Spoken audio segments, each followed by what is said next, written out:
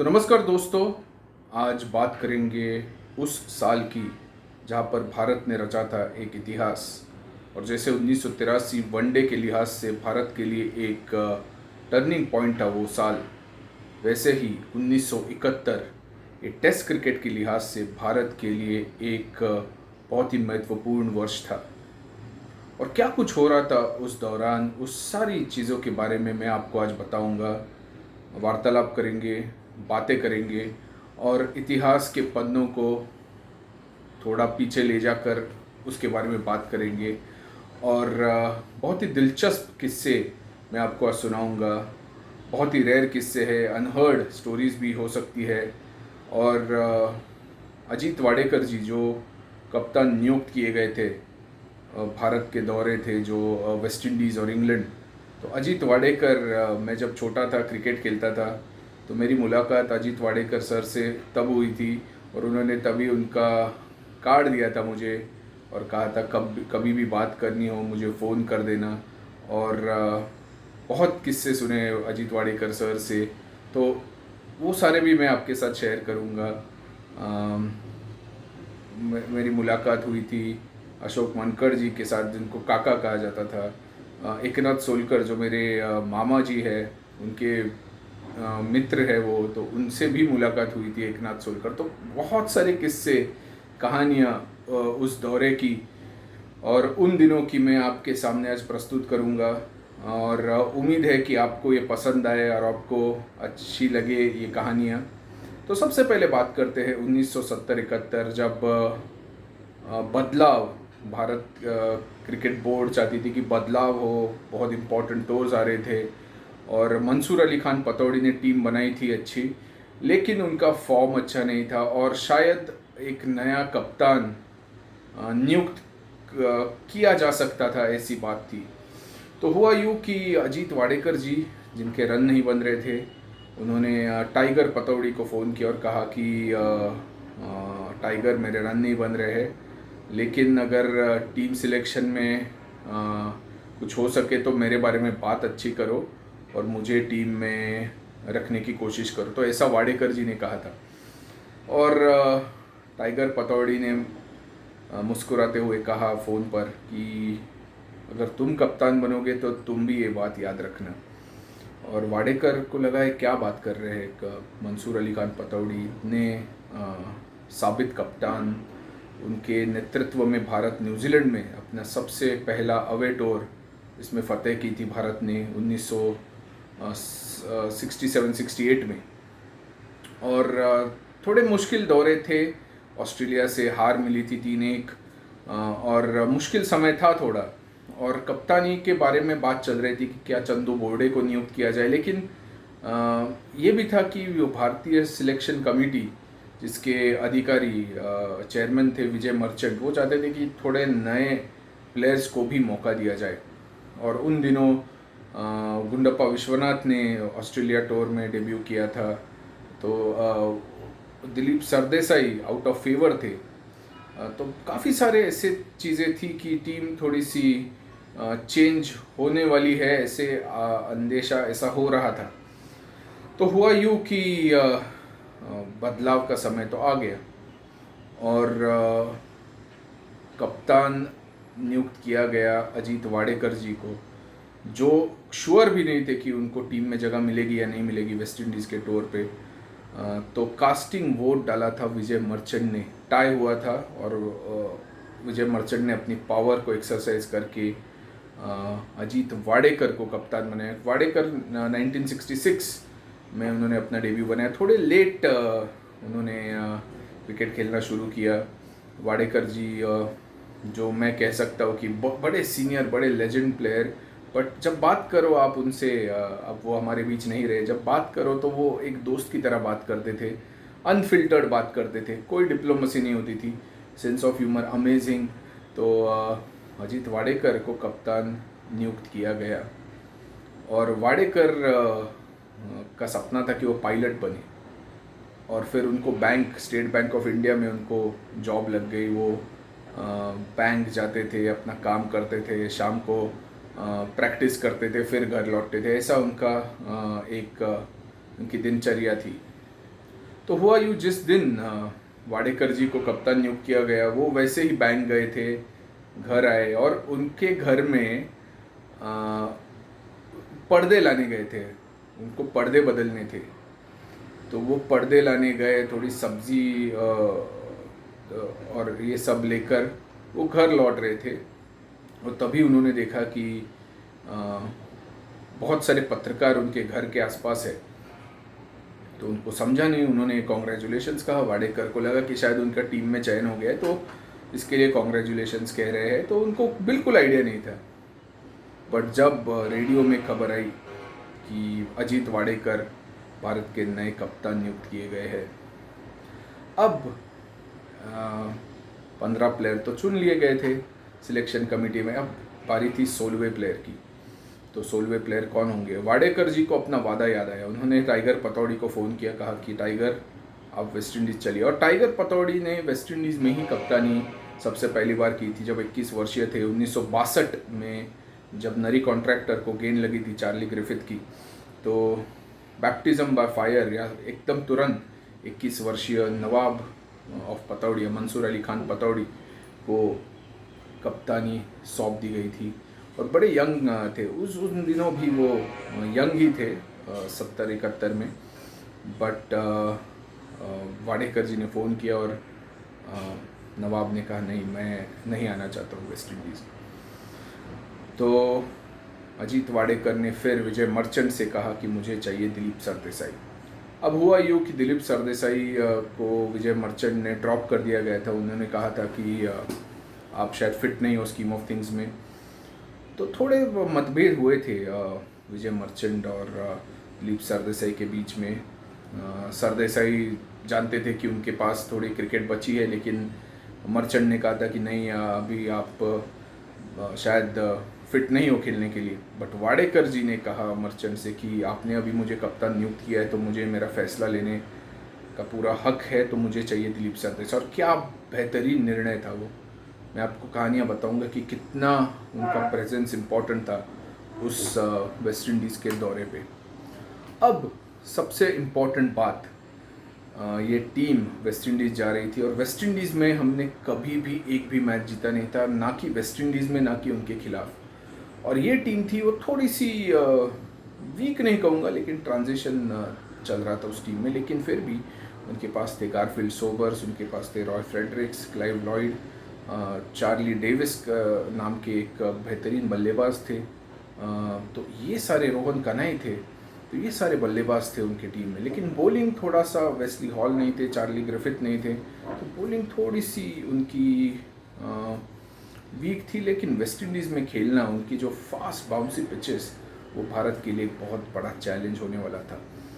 तो भारतीय टीम रवाना होती है वेस्ट इंडीज़ के लिए। डायरेक्ट फ़्लाइट्स नहीं हुआ करती थी, तो टीम न्यूयॉर्क में रुकती है। न्यूयॉर्क से उनकी कनेक्टिंग फ़्लाइट थी, तो न्यूयॉर्क रुकती है।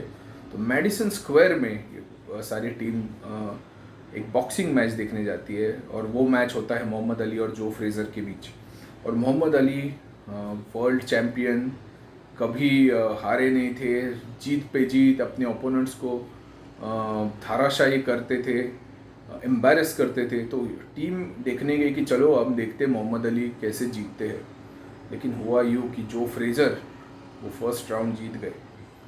सारे टीम ने वो देखा और कहा अरे बाप रे, ये क्या हो गया। और उनको एक प्रेरणा मिली, उन्होंने कहा हम भी जा रहे वेस्ट इंडीज़, अगर जो फ्रेज़र यहाँ पर मोहम्मद अली के सामने जीत सकता है, तो हम भी वेस्ट इंडीज़ को हरा सकते हैं। तो ये बिलीफ था टीम ने वो मैच, बॉक्सिंग मैच देखा, और अपने अंदर एक जुनून सा आ गया पूरी टीम में। बहरहाल टीम गई वेस्ट इंडीज़ में, और पहला टेस्ट मैच था जमैका में। और जमैका बड़ा ही, सबाइना पार्क बड़ा ही खूंखार विकेट हुआ करती थी। और 62 में जब भारत 5-0 हारे थे, तो उसकी पेनफुल मेमोरीज थी। तो उसके मेंबर्स, सरदेसाई खेले थे, तभी दुरानी खेले थे, जयसिम्हा भी थे उस स्क्वाड में, 62 के और 71 में भी थे। तो पहला टेस्ट मैच था सबाइना पार्क में। अब 21 वर्षीय सुनील गावस्कर वो टेस्ट मैच खेले नहीं, क्योंकि उनके दांत में दर्द था। तो केनिया जयंतीलाल ने डेब्यू किया, रन नहीं बनाए उन्होंने, और बहुत परेशानी हुई भारत को पहले सत्र में खेल के। 75 पे 5 थे, और मेरे ख्याल से वहाँ पर किसी प्रेस वाले ने या कमेंटेटर ने कहा कि ये क्या, कौन सी टीम आई है भाई, यहाँ पर कुछ कंपटीशन तो हो। तो ये सारी बातें कह रहे थे। भारत का रुतबा बिल्कुल था नहीं। भारत इंडियन टीम ऐसा कहा जाता था कि बहुत बहुत पुअर ट्रैवलर्स है।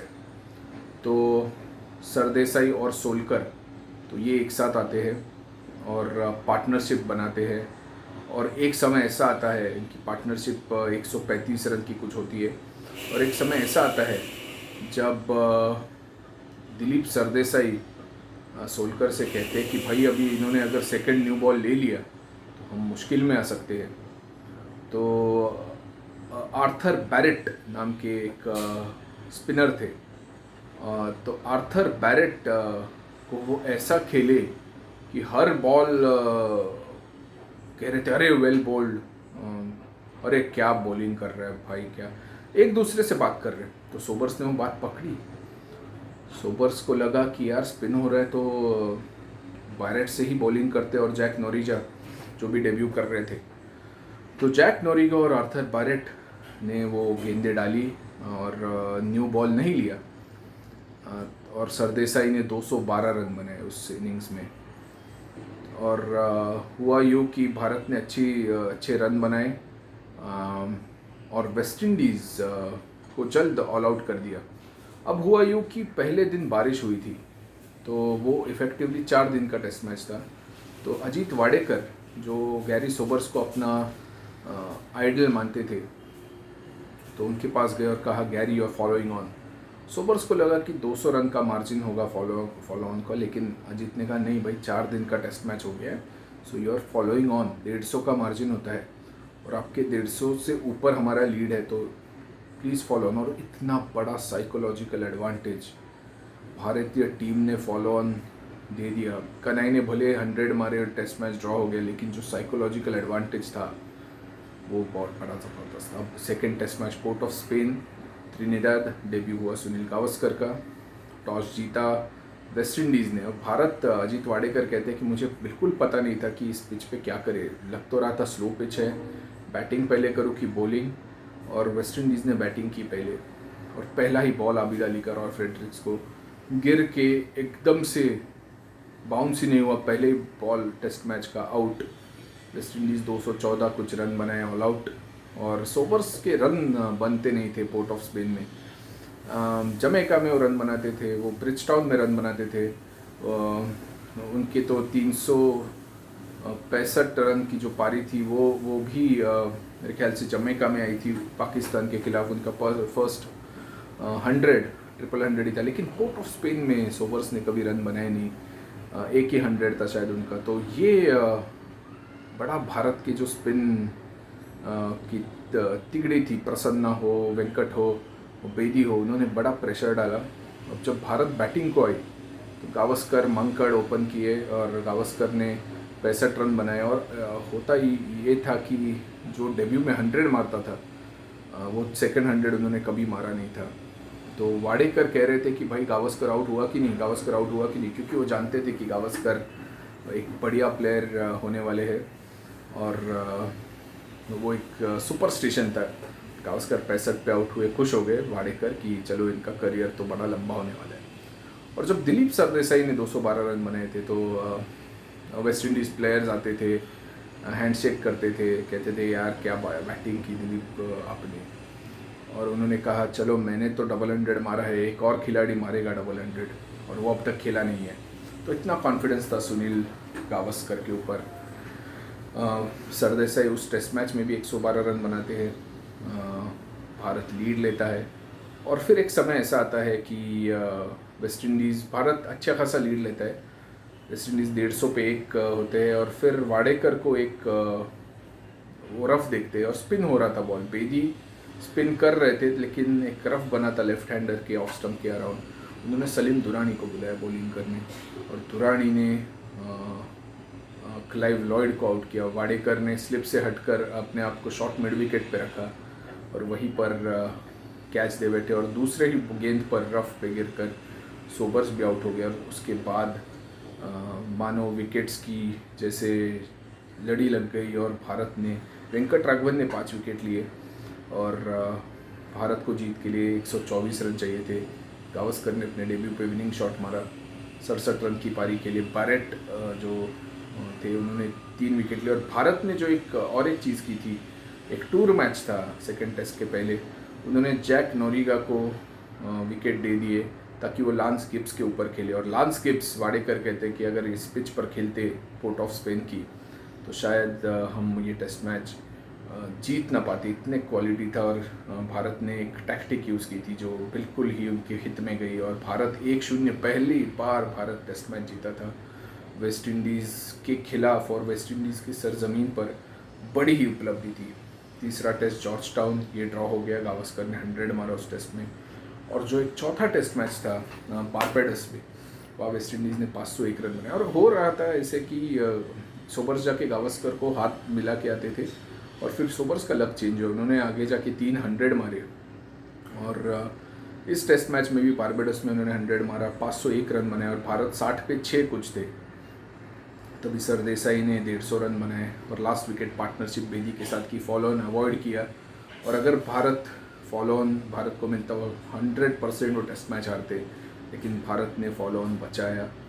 और शायद नसीब में, मुकद्दर में ही था कि भारत उस टेस्ट सीरीज़ को जीते। और आखिरी टेस्ट मैच वापस था पोर्ट ऑफ स्पेन में, वेस्ट इंडीज़ ने बढ़त ली थी और वो टेस्ट मैच छठे दिन गया, क्योंकि अगर पॉसिबिलिटी हो टेस्ट मैच ड्रॉ करने की या जीतने की तो एक एक्स्ट्रा डे ऐड किया जाता था। और गावस्कर ने 220 रन बनाए सेकेंड इनिंग्स में।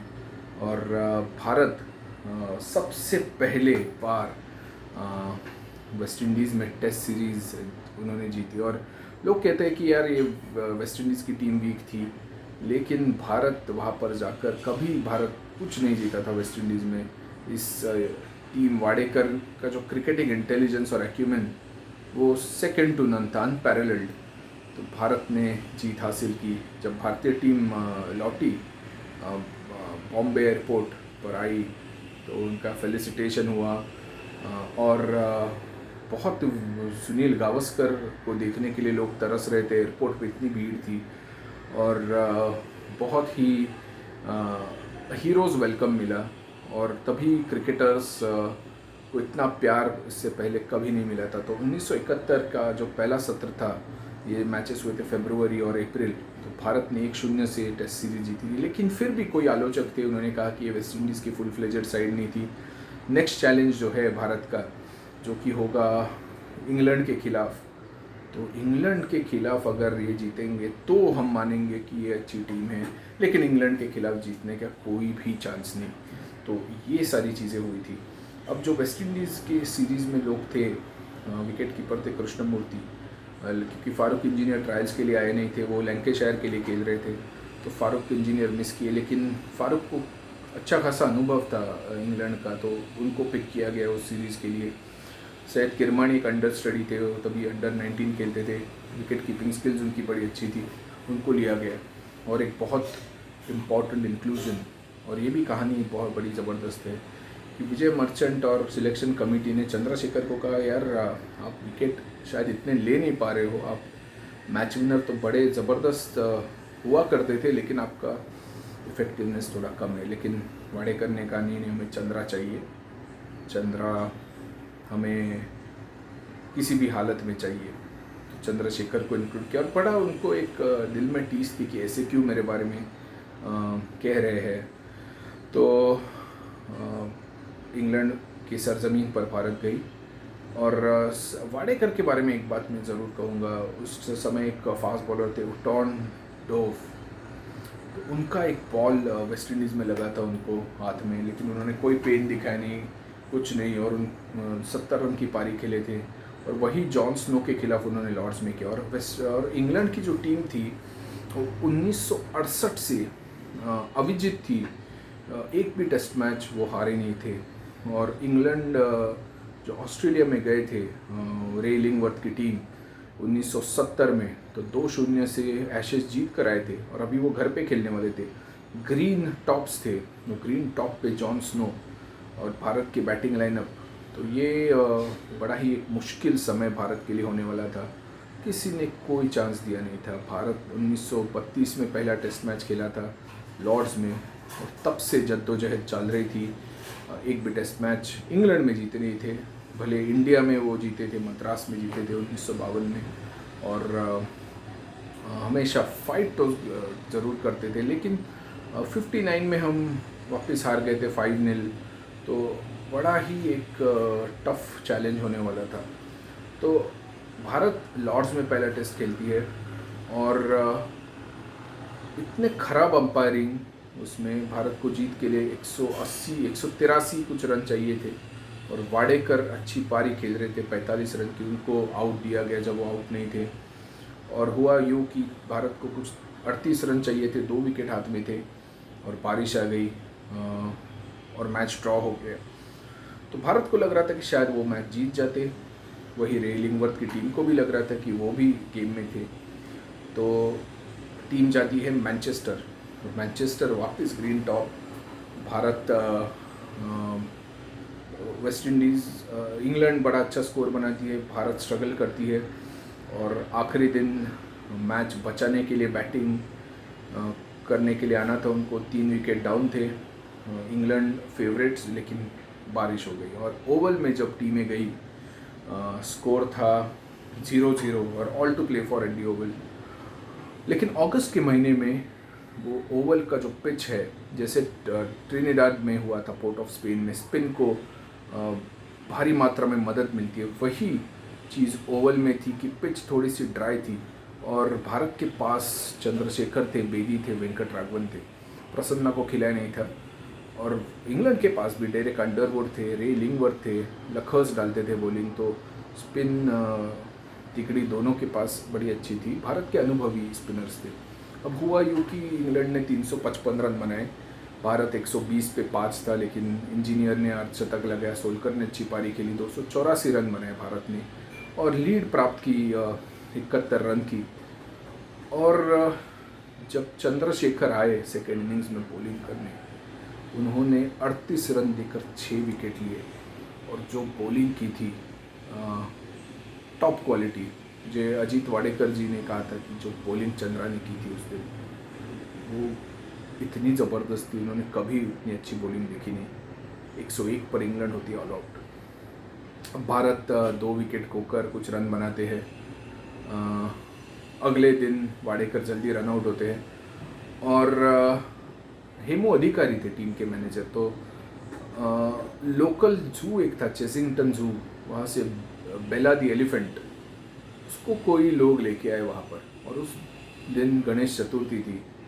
तो हाथी को देखकर टीम ने कहा कि हमें लगता है कि स्वयं गणपति बाप्पा आशीर्वाद देने आए हैं, और टीम बड़ी निश्चिंत होकर फिर खेलने लगी। उनको लगा कि भाई भगवान स्वयं आए हैं।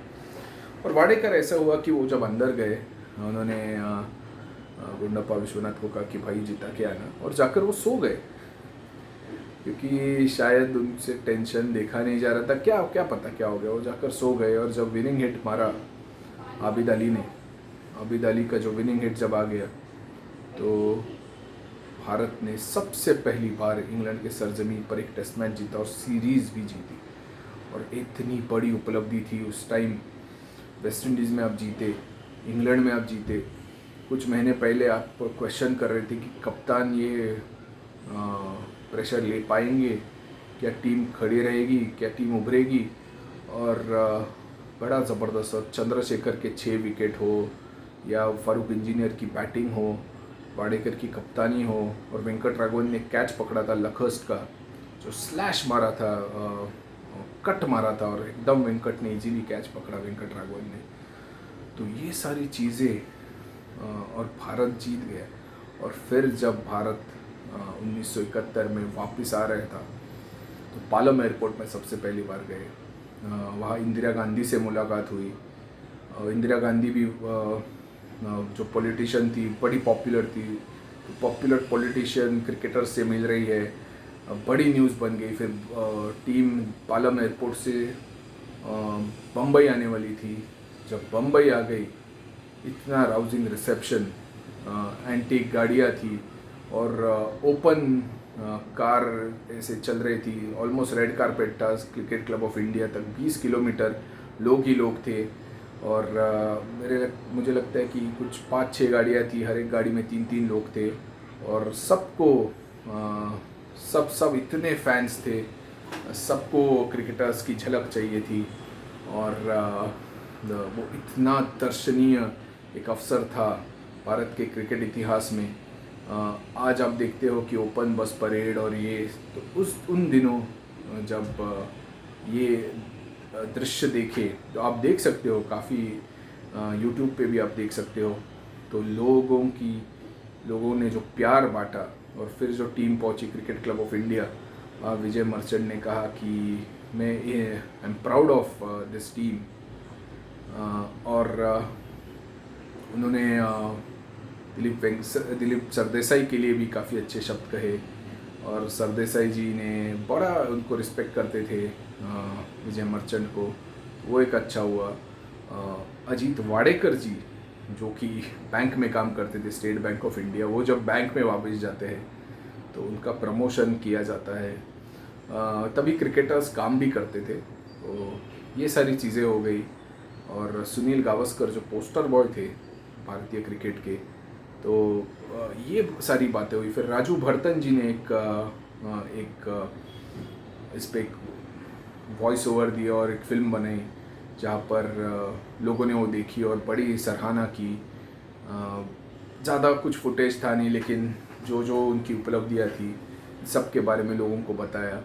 पोस्टर बॉयज़ बन गए ये सब। और फिर अगले साल ही इंग्लैंड को धूल चटाई घर पर। और यही अजीत वाडेकर जो 71 में बड़े ज़बरदस्त लीडर बन के उभरे, वही 74 में जब इंडिया वापस गई वहाँ पर इंग्लैंड में, तो 3-0 से इंडिया सीरीज़ हार गई। वाडेकर जी को निकाला गया टीम से। लॉर्ड्स में शर्मनाक बैटिंग परफॉर्मेंस, 42 रन पे ऑल आउट भारत हो गई और समर ऑफ 42 कहा जाता है। और वही वाडेकर जिनके दर्शन के लिए लोग बड़े खड़े थे 71 में, चीफ मिनिस्टर हो बॉम्बे के या कोई भी हो, उस समय सब ने उनको प्यार दिया, लोगों ने प्यार दिया। बट वही 74 में जब भारत बुरी तरीके से हार गया तो लोगों ने बहुत गुस्सा दिखाया और वो टूर एक डिज़ास्टर था। मैं किसी दिन इस टूर के बारे में भी बात करूँगा, जब किसी क्रिकेटर को शॉप लिफ्टिंग के आरोप पे गिरफ्तार किया जाता है, जब टीम को हाई कमीशन लंदन में बुलाती है एक दावत के लिए, टीम लेट पहुंचती तो उनको कहा जाता है गेट आउट, 42 पे ऑल आउट। और इतने सारी चीज़ें हुई उस टूर पे। वाडेकर की कप्तानी गई, लेकिन वो बिल्कुल सॉल्टी नहीं थे। उन्होंने कहा कि ऐसा ही होता है गेम, किसी दिन आपको शिखर पे पहुंचाता है, किसी दिन आपको कुएं में गिरा देता है, यही पार्ट ऑफ लाइफ है, स्पोर्ट्स पर्सन का लाइफ ऐसा ही है। तो बड़े प्रैक्टिकल वे से उन्होंने ये बातें कही थी जब मेरी मुलाकात उनसे हुई थी। तो ये सारी चीज़ें, और 71 की टीम जो है और इतना अच्छा जो एक इतिहास है, मुझे लगता है कि लोगों तक पहुंचना चाहिए। कुछ आर्काइव्स हो या कुछ मेमोरेबिलिया हो, आज के जो नए क्रिकेट फैंस है, तो आपको आपका रिच हिस्ट्री जो है आपकी, वो पता होनी चाहिए। और 71 वो साल था जब ये क्रिकेटर्स ने ऐसी चीज़ें हासिल की जिसने भारत को सिखाया कि वो ड्रीम कर सकते हो, बड़े सपने देख सकते हैं। मुझे लगता है अगर 71 की फतेह ना होती तो ये टीम शायद 83 वर्ल्ड कप भी जीतती ना जीतती पता नहीं। अंडरडॉग्स इंडिया 71 में भी थे, 83 में भी थे, और दोनों दफ़े इतना सेल्फ कॉन्फिडेंस दिखाया टीम ने, इतनी तैयारी के साथ गए और इतनी ज़बरदस्त परफॉर्मेंस की। तो मुझे लगता है कि आज भारत का टेस्ट इतिहास जिस मोड़ पे खड़ा है, भारत एक फॉर्मिडेबल साइड है, वो किसी भी टीम को कहीं पे भी जाके हरा सकती है। तो वो उसके बीज बोए थे 71 में वाडेकर की टीम ने। और उस टीम में जब गावस्कर आए, फिर सरदेसाई के कमबैक किया, चंद्रशेखर ने जो इंग्लैंड में प्रदर्शन किया, वेंकट राघवन ने वेस्ट इंडीज़ में जो प्रदर्शन किया, एकनाथ सोलकर जो हम भूलते हैं, सलीम दुरानी ने जो 2 विकेट लिए पोर्ट ऑफ स्पेन में, और कई सारे ऐसे छोटे छोटे किस्से जब एक हाथी आए थे ओवल में आखिरी दिन में। तो ये सारी चीज़ें, ये इतना इतिहास हमारा इतना खूबसूरत है, तो हमें इसके बारे में पता होना चाहिए। और आज भी हमारे साथ कई मेंबर्स है 71 के टीम के, विश्वनाथ हो जिन्होंने बहुत बेहतरीन बल्लेबाजी की थी उस इंग्लैंड के दौरे में, वेस्ट इंडीज़ में भी। तो ये सारे हैं, क्या हम इनसे बात करके आर्काइव्स रख सकते हैं और अपने आने वाली जनरेशन के लिए क्या हम क्रिकेट की कुछ बेहतरीन जो किस्से हैं वो क्या हम बता सकते, सुना सकते। तो अगर ऐसा कोई हो प्रोजेक्ट तो मैं ज़रूर इसमें कंट्रीब्यूट करना चाहूँगा और लोगों तक ये बात पहुँचे, यही मेरा मकसद है। तो यही मेरा मकसद था आज का ये किस्सा सुनाने के पीछे। उम्मीद है आपको ये पसंद आया हो, और पसंद आया हो तो ज़रूर बताइए। और अगला कौन सा टॉपिक है जिस पे हम बात कर सकते हैं ये भी मुझे बताइए। मैं आपके साथ जुड़े रहूँगा और आपको कहानियाँ बताते रहूँगा, ये मेरा वादा है। So take care.